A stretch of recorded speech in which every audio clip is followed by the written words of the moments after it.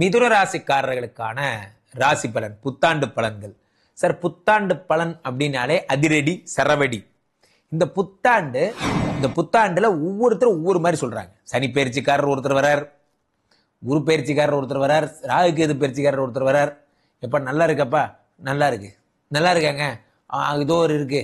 இன்னொருத்தர் சொல்ற நல்லா இருக்காங்க, ஐயோ நல்லாவே இல்லை, எனக்கு எது ஆப்ட், நான் என்ன பண்ணலாம், இதை மட்டும் தெரிஞ்சுக்கோங்க, போட்டு குழப்பிக்காதீங்க. இந்த ஒரு பதிவு போதும், வேற நீங்க எதுவும் பார்க்க தேவையில்லை. இதை மனசுல வச்சுக்கோங்க, இந்த ஒரு பதிவு போதும். உலகெங்கிலும் இருக்கும் ஆன்மீக பரிகார நேயர்கள் அனைவருக்கும் வணக்கம். நான் உங்கள் ராம்ஜி. மிதுன ராசிக்காரர்களுக்கான ராசி பலன், புத்தாண்டு பலன்கள். சார், புத்தாண்டு பலன் அப்படின்னாலே அதிரடி சரவடி. இந்த புத்தாண்டு யாருக்கெல்லாம் எப்படி இருக்கும்? ஃபார் எக்ஸாம்பிள், இந்த புத்தாண்டுல ஒவ்வொருத்தரும் ஒவ்வொரு மாதிரி சொல்றாங்க. சனி பயிற்சிக்காரர் ஒருத்தர் வரார், குரு பயிற்சிக்காரர் ஒருத்தர் வரார், ராகு கேது பயிற்சிக்காரர் ஒருத்தர் வரார். எப்ப நல்லா இருக்கப்பா, நல்லா இருக்கு, நல்லா இருக்காங்க, இதோ ஒரு இருக்கு. இன்னொருத்தர் சொல்ற நல்லா இருக்காங்க, ஐயோ நல்லாவே இல்லை. இப்ப எதைத்தாங்க நான் கேட்கறது? நம்ம டாக்டர்ஸ்டே பார்த்தீங்கன்னா இது ரொம்ப சம்பவம் பார்த்துக்கலாம். நீங்க டாக்டர்கிட்ட போனீங்கன்னு வச்சுக்கீங்க, சில டாக்டர் உண்மையை சொல்றேன்னு எதையாவது ஒன்று சொல்லி விட்டுருவாங்க. வாயில கட்டி வரக்கூடாதுப்பா, உங்களுக்கு வாயில கட்டி வந்துச்சுன்னா செத்து போயிடுவாப்பா, அந்த மாதிரி சொல்லிடுவான். உடனே அதை கேட்டு நம்ம வருத்தப்பட்டு ஐயோ என்ன ஆச்சுன்னு தெரியலையே. இன்னொரு டாக்டர் பார்த்தா அது கிடையாது, அது தைராய்டு வந்த ப்ராப்ளம், தைராய்டு கிளாண்டு கொஞ்சம் பெருசாகிடுச்சு அதனால வருதும்பா. இன்னொரு டாக்டர் பார்த்தீங்கன்னா அது ஒரு ப்ராப்ளமே கிடையாது, இதெல்லாம் எல்லா மனுஷனுக்கு இருக்கிறது தான்பாங்க. ஸோ இப்போ நம்மளே போட்டு குழப்பி விட்டு, சார் முன்னெல்லாம் பார்த்தீங்கன்னா நமக்கு நோயை பார்த்து பயமாக இருக்கும், இப்போ ரிப்போர்ட்ஸை பார்த்தா பயமாக இருக்குது. உண்மையிலே நமக்கு வியாதிங்கிறாங்களா இல்லைங்கிறாங்களா?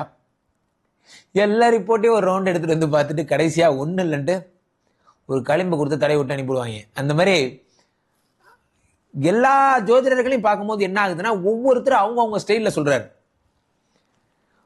அவ்வளோதான், எல்லாம் முடிஞ்சு போச்சு, சனி வாயில போய் விழுந்துட்டீங்க அவ்வளோதாங்கிறது. இன்னொருத்தர் அப்படிலாம் கிடையாது, ராம்ஜி சார்ட்ட போனால் சனி கோட தாள் எவர் தடுப்பா இருக்கிறீங்க. நான் இப்போ யாரை தாங்க ஃபாலோ பண்ணுறது? இங்கே பாருங்க, நல்லது சொல்கிறத ஃபாலோ பண்ணுங்க. இப்பெல்லாம் புத்தாண்டு பலன் கேட்குறதே எதுக்கு நீங்கள் நினைக்கிறீங்க? இப்போ உங்களுக்கு தெரியாதா? உங்கள் வாழ்க்கையை வாழணும் எப்படிங்கிறது உங்களுக்கு தெரியாது, கரெக்டா? அதுதான் நீங்கள் பார்க்குறீங்க. அப்படிலாம் ஒன்றும் கிடையாது. 2 வாரத்தை நல்ல வார்த்தை சொல்ல மாட்டானா, 2 வாரத்தை கேட்டால் நம்ம வாழ்க்கை சந்தோஷமா இருக்காதா? அவ்வளோதானேங்க. ஸோ புத்தாண்டு பலன்ல என்ன நல்லதோ அதை எடுத்துப்போம் இல்லையா? ஹார்ட் அட்டாக் தான் வரணும்னு விதி இருந்தால் வந்துட்டு போதா, அப்போ பார்த்துக்கலாம். இப்போ சாக போகிற நாளை நினைச்சா வாழ போகிற நாட்கள் நரகமாயிடும்பாங்க. அந்த மாதிரி இந்த வருடம் நல்லா இருக்காதுன்னு தெரிஞ்சுக்கிட்டு அதை பற்றி பேசிட்டு இருந்தா இருக்கிற நல்ல நாள்லாம் வீணா போயிடும். அப்போ நம்ம என்ன ஒரு பதிவில் பார்க்க போறோம்னா, இந்த 3 பதிவுகளையும் ஒன்னா சேர்த்து ஒரு மிக்சியில் போட்டு அடித்து ஒரு டம்ளரில் ஒரு கஷாயம் மாதிரி, சனி பயிற்சி, குரு பயிற்சி, ராகு கேது பயிற்சி எல்லாத்தையும் போட்டு அடிச்சு, எனக்கு எது ஆப்ட், நான் என்ன பண்ணலாம், இதை மட்டும் தெரிஞ்சுக்கோங்க, போட்டு குழப்பிக்காதீங்க. இந்த ஒரு பதிவு போதும், வேற நீங்க எதுவும் பார்க்க தேவையில்லை. இதை மனசுல வச்சுக்கோங்க, இந்த ஒரு பதிவு போதும். 10 இடம் பார்த்து குழப்பிக்காதீங்க. ஓகே? ஸோ அப்படின்னா என்ன பண்ணலாம்? முதலாக சனி பயிற்சி. மிதுன ராசிக்காரர்களுக்கு சனி 10ஆம் வீட்டில் இருக்கிறார். 10லே ஒரு பாவி இருந்தால் அரசனை போல் யோகம் உண்டு. 10ஆம் வீட்டிலே ஒரு பாவி, அந்த 10லே இருக்கும் பாவியால் அரசனை போல் யோகம். சார், ஒரு அடுத்ததாக அந்த 10ல் இருக்கக்கூடிய சனி 10, 11, 12 விரயஸ்தானத்தை பார்க்கிறார். 10ஆம் இடத்தில் இருக்கக்கூடிய சனி பகவான் உங்களுக்கு 4ஆம் இடமாகப்பட்ட ப்ரமோஷனை பார்க்கிறார். 10ஆம் இடத்துல இருக்கக்கூடிய சனி பகவான் வெகு பிரபலத்தை உண்டு பண்ணுகிறார். சாதாரண லெவல்ல இருந்தே இப்ப நான் நேஷனல் ஃபிகர் ஆகி இன்டர்நேஷனல் ஃபிகர் ஆயிட்டேன். என்ன தெரியாதவங்கள யாரும் கிடையாது. மிதுன ராசிக்காரர்களுக்கு மாபெரும் குபேர யோகம். இந்த வருஷம் நீங்க ஜெயிக்கலன்னா ஜெயிக்கிறதுக்கு வாய்ப்பே கிடையாது. அடுத்து உங்களுக்கு 10ஆம் இடத்துல இருக்கக்கூடிய சனி பகவான் 10ஆம் பார்வையாக 7ஆம் இடத்தை பார்க்கிறார். 7ங்கிறது என்ன? உங்களுடைய விவாகஸ்தானம், காதல் திருமணம். உங்க காதல் திருமணத்தை தட்டி தூக்கி சரி பண்றார். 7ஆம் வீட்டில் பார்க்கும் குரு பகவான், உங்களுக்கு சனி பகவான் ஒரே தூக்கி கனடாவில் வைக்கிறார், ஒன்டேரியாவில் வைக்கிறார். எங்கு திரும்பினும் உங்கள் புகழ் தூக்கி மேலே வைக்கிறார். காரணம் என்ன? சனி பகவானுடைய பேரொருள். அடுத்ததாக குரு பகவான் உடம்புலே உட்கார்ந்துருக்கார். 5, 7, 9 பார்க்கிறார். 5, 7, 9 பார்க்கிறார். 9ங்கிறது பாக்யஸ்தானம், 7ஆம் இடம் என்பது திருமணஸ்தானம், 5ங்கிறது யோகஸ்தானம். ஏற்கனவே 4ஐயும் சனி பார்த்தாச்சு, 5 குரு பார்த்தாச்சு, 7 குரு பார்த்தாச்சு, 9 குரு பார்த்தாச்சு, 10ல் சனி, ஒரு கட்டம் விட்டு ஒரு கட்டம் விட்டு ஒரு கட்டம் விட்டு எல்லாரும் இருக்காங்க சார். உங்களுக்கு என்ன சார் கவலை? சனி 3 பார்க்கிறார், அப்படி வரிசையா எல்லாரும் பார்த்துட்டே இருக்காங்க. இந்த 12 கட்டத்திலேயும் உங்களோட அரசாட்சி தான் 5, 7, 9 பார்க்கிறார். ஸோ ஆக இவர்கள் எல்லாருமா சேர்ந்து மாபெரும் குபேர யோகத்தை உங்களுக்கு தருகிறார்.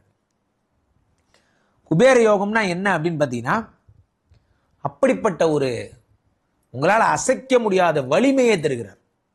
உலகத்திலேயே என்னைக்குமே கொடிது கொடிது வறுமை கொடிது, அதனினும் கொடிது இளமையில் வறுமைனா. என்னைக்குமே வறுமை தான் உலகத்தில் கொடியது. கொடியது எது? வறுமை. அதனினும் கொடியது இளமையில் வறுமை. அந்த இளமையில் வறுமை மிதுனராசிக்காரர்கள் பெரும்பாலும் இளம் வயதில் பயங்கரமாக கஷ்டப்பட்டிருப்பீங்க. சில பேர் அடிப்படையான விஷயங்களுக்கே கஷ்டப்பட்டிருப்பீங்க. அதெல்லாம் சரியாகி இனி எல்லாம் சுகமே அப்படிங்கிற மாதிரி அடுத்த லெவல் போவீங்க. அடுத்த லெவல்னா சும்மா கிடையாது. அப்பாடா, எனக்கான தொழிலை பிடிச்சிட்டேன், எனக்கான வாழ்க்கைய பிடிச்சிட்டேன், எனக்கான வழியை பிடிச்சிட்டேன், இதுதான் என் வழி. என்னைக்குமே மிதுனராசிக்காரங்க எப்படின்னா, உங்களுக்குன்னு ஒரு வழி கிடைக்கிறதுக்கு ரொம்ப தடுமாறுவீங்க. ஃபினான்ஸ் பண்ணுவீங்க, அங்கே போவீங்க, இங்கே போவீங்க, ரியல் எஸ்டேட் பண்ணுவீங்க, மருத்துவம் பண்ணுவீங்க, டீச்சிங் பண்ணுவீங்க. எதுதான் உங்கள் தொழில்னு உங்களுக்கே தெரியாது. அது எல்லாம் உங்களை விட்டு போய் கடைசியாக ஒரு ஞானம் வரும். சார், உலகத்திலே எது பெரிய மெச்சூரிட்டி என்ன சொல்லுங்கள்? ஒருத்தர் என்னை கேட்டார், ஒரு ஜென் தத்துவ ஞானி கேட்குறார், உலகத்திலேயே பெரிய தத்துவ ஞானம் எது, உலகத்திலேயே பெரிய மெச்சூரிட்டி எது, கரெக்டாக சொல்லுங்கள். உலகத்திலே பெரிய மெச்சூரிட்டி இது வரைக்கும் நம்ம பிடுங்கின ஆணி எல்லாமே தேவையில்லாத ஆணி தான் அப்படிங்கிறது எப்போ புரிஞ்சுக்கிறோமோ அதுதான் பெஸ்ட் மெச்சூரிட்டி. இது வரைக்கும் நம்ம எதுக்கு பட்ட கோவம், இது வரைக்கும் நம்ம பட்ட எமோஷனு எல்லாமே தேவையில்லாத ஆணி தான் அப்படின்னு என்னைக்கு புரிஞ்சுக்கிறோமோ தட் இஸ் கால்டு எமோஷன். அதான் மெச்சூரிட்டி. மிதுனராசிக்காரர்களுக்கு அந்த மெச்சூரிட்டி வரப்போகிறது. வாழ்க்கையினுடைய அந்த அனுபவ நிலை வரப்போகிறது. இனி உங்கள் வாழ்க்கையில் கஷ்டம் என்பதே எதுவும் இல்லை, துயரம் என்பது எதுவும் இல்லை. நீங்கள் எல்லாத்தையும் கடந்துட்டீங்க, இந்த வறுமையை கடந்துட்டீங்க. 10ல் இருக்கக்கூடிய சனி பகவான் அரசியல்வாதிகளுக்கு பெரிய பெயர் எடுத்து தருகிறார். சார், நான் கவுன்சிலராக இருக்கேன், இப்போ நான் எம்எல்ஏ ஆகிட்டேன், நான் மினிஸ்டர் ஆகிட்டேன், நான் அப்படி ஆகிட்டேன், இப்படி ஆகிட்டேன். அதே மாதிரி ஒரு சங்கத்தில் இருந்தேன், நான் செயலாளராக இருந்தேன், இப்போ தலைவர் ஆகிட்டேன் போன்ற படிநிலைகள். அதே மாதிரி உங்களுக்கு குரு பகவான் உடம்புல உட்காந்து 5, 7, 9 5 புத்திரஸ்தானம். குழந்தை, எனக்கு குழந்தையே இல்லாமல் இருந்தது குருஜி, இப்போ எனக்கு குழந்தை கிடச்சிருச்சு, இப்போ நான் ரொம்ப வீடு ஃபுல்லாக மகிழ்ச்சியாக இருக்குது. அந்த குழந்தை கத்துற சத்தம் கேட்டாலே எனக்கு வாழ்க்கையில் இருக்கிற வறுமை கிருமை எல்லாம் மறந்து போயிடுது, வாழ்க்கையில் இருக்க கஷ்டமே மறந்து போயிடுது. சார், வாழ்க்கை எல்லாமே அப்படித்தானே சார்? எல்லாமே அப்படித்தானே? அந்தந்த நேரம் வரும்போது தான் அந்த குழந்தை, குரு பகவான் உடம்புல உட்காந்து இப்போ குழந்தை கொடுக்காம எப்போ கொடுக்க போறார்? ஏழை பார்த்து உங்களுக்கு திருமண யோகத்தை உண்டு பண்ணிட்டார். பெரும்பாலும் திருமணங்கள், காதல் திருமணங்களை அரேஞ்ச் மேரேஜை கன்வெர்ட் பண்ற யோகம் யாருக்கு உண்டுன்னா குருவுக்கு தான் உண்டு. எப்படியாவது பெல்ட் அடிச்சு உங்க காதல் திருமணத்தை அரேஞ்சர் திருமணமா மாத்திடுவார். அந்த வல்லமை குரு பகவானுக்கு உண்டு. அடுத்து 9ஆம் இடமாகப்பட்ட பாக்கியஸ்தானம் லக்க பார்க்கும்போது என்ன ஆகுதுன்னா, அதிர்ஷ்டம் பல மடங்கு அதிகரிக்கக்கூடியது. எதெல்லாம் அதிர்ஷ்டத்தை நம்பி செய்கிற தொழில்?